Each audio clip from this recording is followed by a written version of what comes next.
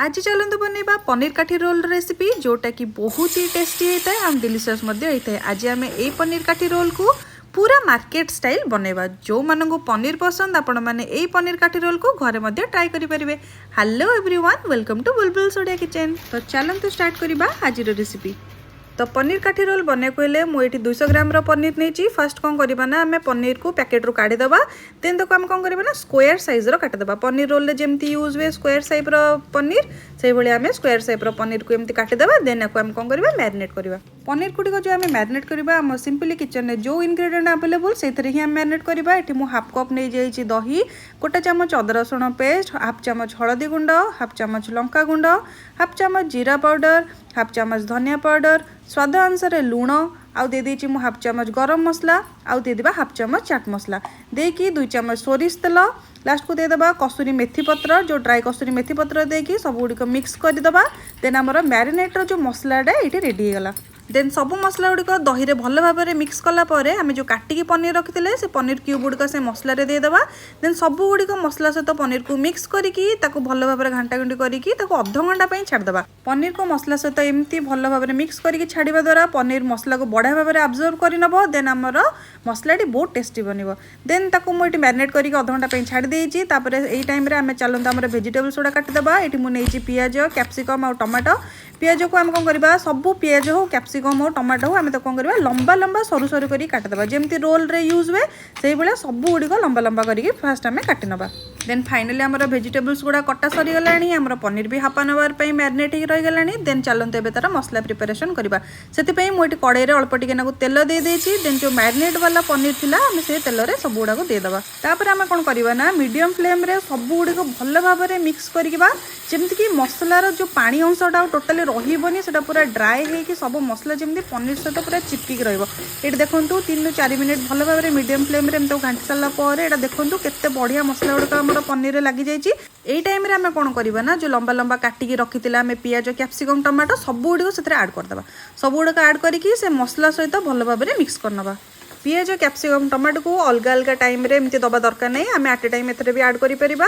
Add करके mix करने द्वारा कौन हम ना यहाँ भल भाव में भाजी हो पियाज कैप्सिकम को आम बेसी भाजियार भी ना जमती यहाँ टे ट्रांसपेरेंट हो खाइबा को बढ़िया लगे से भाया ही करवा। जेहेतु यहाँ गोटे चाइनीज डिशटा आमको वेजिटेबल्स गुड़ा टे कच्चा कच्चा रही टे भल लगे। आ पियाज कैप्सिकम को एमती तो आम सालाड भाव में खाऊ तो कंचा रही भी किसी असुविधा नहीं भल लगे।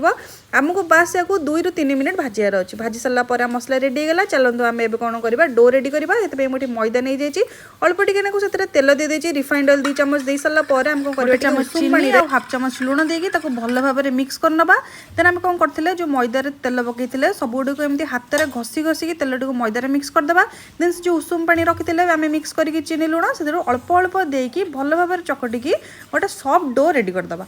जिते बढ़िया सॉफ्ट हम आम काठी रोलटा से बढ़िया हम से पराठाटा बढ़िया हम। तो ताकू कौन करवा आम भलरे 2-3 मिनट भल भाव में चकड़ी ना। देन ताकू कौन करवा ड्राए न होगापी गोटे चामच तेल देकी भल भाव में चारिआडे मारिदेकी घोड़े छाड़देबा। एटलिस्ट 10 मिनट छाड़देबा। देन कौन करवा आम रोल बनवा स्टार्ट करवा। तो ये ऑलरेडी 10-15 मिनट हो गलानी। तो चलते एवं रोल बनवा स्टार्ट करवा। तो ये कौन मुझे ना जो डो आम चकटी रखी से गोटे गुला आणिकी कौन करवा आम रुटी भाया बेलदेबा। मुझे टे मैदा स्प्रिंकल करके भल भाव में रोल करनबा। जमती पूरा रुटी करा हुए से भाया पूरा गोल गोल करके पूरा बढ़िया भाव में रोल करनबा। रोल कलापर कौन करवा आम या सेकीदेबा। ये तेल देके सेकिले जेहेतु मैदाटा टे स्ट्रेच हुए से मैदा पकईकि मुझे रोल करी। आपण मैंने तेल लगे भी रोल करेंगे। देन आम कौन करवा दीपट साइड भल भाव में गोल्डन ब्राउन है पर्यटन सेकी नबा। देन एथरे कौन करवा अल्प टिके तेल देकी रिफाइंड ऑयल देकी भल भाव में दीपट साइड रे जमती कि बढ़िया कच्चा रही दीपट साइड रे साइड गुड़िक भल भाव में प्रेस करी गोल्डन ब्राउन है पर्यटन दीपट भल भाव में सेकी नबा। देन ये देखो पराठाटा पूरा बढ़िया भाव में रेडी हो जाए। देन आम कौन करवा ना ए टमाटो केचप गोटे चामच देकी भल भाव में चारिपटे स्प्रेड करदे। आप चाहिए ए मेयोनीज भी ऐड करेंगे हाफ चामच किंतु मुझे ऐड करनी आप चाहिए भी ऐड करेंगे। तो आम कौन करवा ना केचप स्प्रेड कर सारापर आम जो पनीर मसला बन रखी भल भाव में स्टफिंग रे देकी कौन करवा लंबा लंबा टे पियाज कच्चा पियाज काटिकी से पकईदेवा। लंबा लंबा एमती कंचा पियाज देवा द्वारा पनीर रोल टेस्ट आहरी बढ़िया एनहांस हो जाए। देन आपको रोल कर देकी मुझे मार्केट स्टाइल मिलूवा केमती मार्केट स्टाइल मिले टिश्यू पेपर रे फोल्ड करके सेमती मु भी फोल्ड कर देइथिली।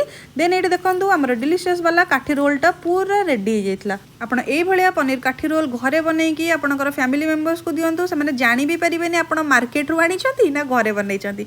आ जदि आजर पनीर काठी रोल रेसिपीटी आपण मानक भल लागि थाए देन गोटे लाइक करदेबे, शेयर करदेबे और सब्सक्राइब निश्चिंत करदेबे। पुणी देखा नुआ वीडियो रे किछि नुआ रेसिपी सहित। रहुछि, बाय बाय।